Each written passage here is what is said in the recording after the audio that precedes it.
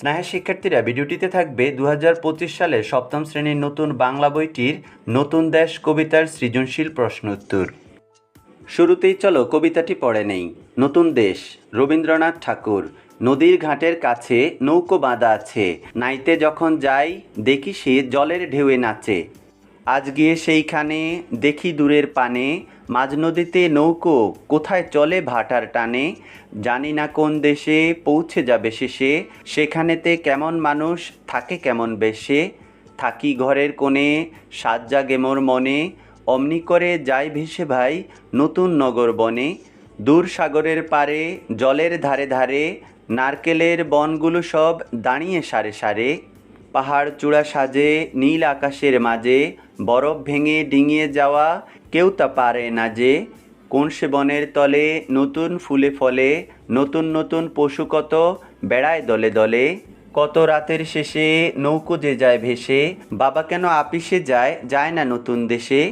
এরপর বহু নির্বাচনী প্রশ্নগুলো লক্ষ্য করো। জলের ধারে কি দাঁড়িয়ে আছে? এর উত্তরটি হবে গ, নারকেলের বন। এরপরের প্রশ্নটি, অমনি করে যাই ভেসে ভাই নতুন নগর বনে। এখানে কি প্রকাশ পেয়েছে? অপার সৌন্দর্য, অজানা আনন্দ, অপার বিস্ময়। এখানে উত্তর দিয়েছি সবগুলো, অর্থাৎ ঘ 1, 2 ও 3। এরপর 3 ও 4 নং প্রশ্নের জন্য উদ্দীপক দেয়া রয়েছে। দেখা হয় নাই চক্ষু মেলিয়া, ঘর হইতে শুধু দুপা ফেলিয়া, একটি ধানের শিশির উপরে একটি শিশির বিন্দু। উদ্দীপকের সঙ্গে নতুন দেশ কবিতার কোন দিকটি সাদৃশ্যপূর্ণ? এর উত্তর হচ্ছে গ, অজানাকে জানা। উক্ত দিকটি নতুন দেশ কবিতার কোন অংশে প্রতিফলিত হয়েছে? এর উত্তর হবে ক, জানি না কোন দেশে পৌঁছে যাবে শেষে। একমাত্র সৃজনশীলটির উদ্দীপকে বলা হয়েছে, শীতের ছুটিতে বাবা মায়ের সঙ্গে হৃদিতা বেড়াতে যায় সেন্ট মার্টিন দ্বীপে। সেখানকার সামুদ্রিক প্রবাল, সারি সারি নারকেল গাছ, মাছ ধরার বড় বড় নৌকা ওর মনে কৌতূহল জাগায়।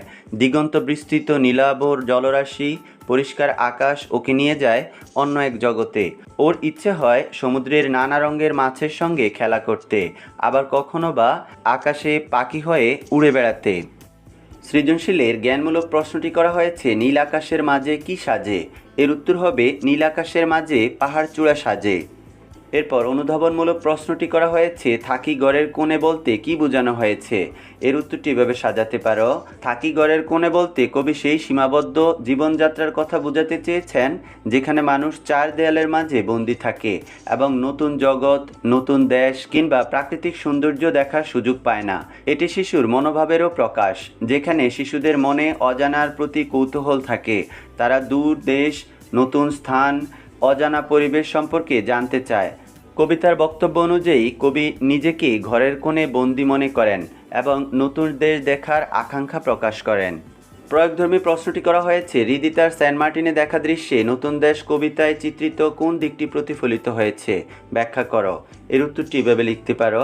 হৃদিতার সেন্ট মার্টিনে দেখা দৃশ্য নতুন দেশ কবিতায় চিত্রিত অজানা দেশ ও প্রকৃতির প্রতি কৌতূহল এবং অন্বেষণের আকাঙ্ক্ষার সঙ্গে মিল পাওয়া যায়।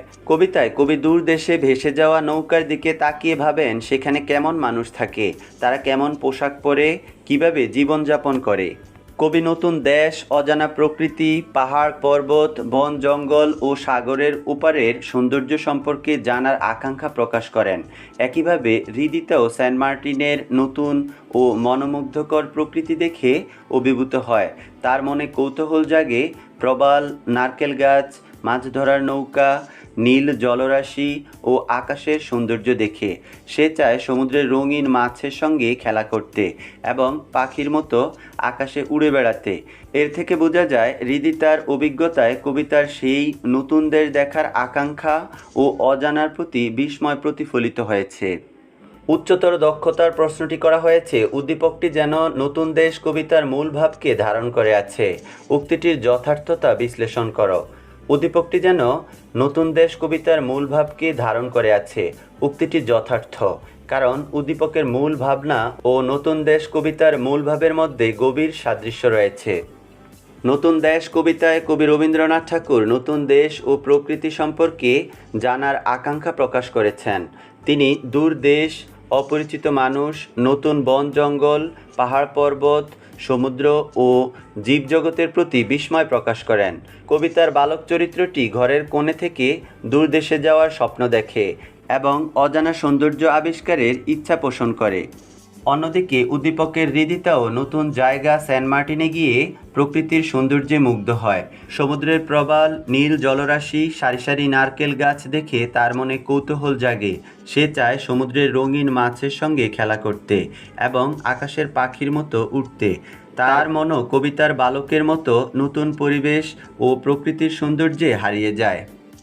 উদ্দীপকের হৃদিতার অনুভূতি ও অভিজ্ঞতা নতুন দেশ কবিতার মূল ভাবকে ধারণ করে আছে, কারণ উভয় ক্ষেত্রেই নতুনকে জানার আকাঙ্ক্ষা, প্রকৃতির প্রতি মুগ্ধতা এবং অজানার প্রতি আগ্রহ প্রকাশ পেয়েছে।